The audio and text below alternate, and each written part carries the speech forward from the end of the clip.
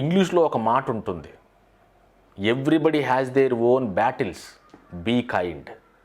నువ్వు కలుసుకునే ప్రతి ఒక్కరు కూడా ఏదో ఒక యుద్ధం చేస్తూనే ఉంటారు.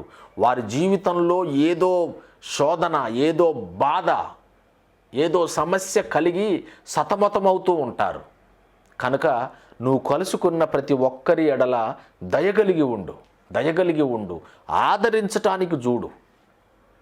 విమర్శకులు అనేకులు ఉన్నారు, నువ్వు ప్రత్యేకంగా విమర్శించాల్సిన అవసరత లేదు. నీ బోధకుని కలుసుకున్నా, లేదా నీ కాపరిని, మీ సంఘములో విశ్వాసిని ఎవరిని కలుసుకున్నా ఆదరించు, ధైర్యపరచు, ప్రభువును బట్టి బలపరచు. ఒకరి విశ్వాసం వలన ఒకరు ఆదరించబడాలి. బోధకులు కూడా వినడం నేర్చుకోవాలి. నాకు చెప్పేంతటి వాడా అనే ధోరణి నువ్వు కలిగి ఉంటే ఎప్పటికీ నీకు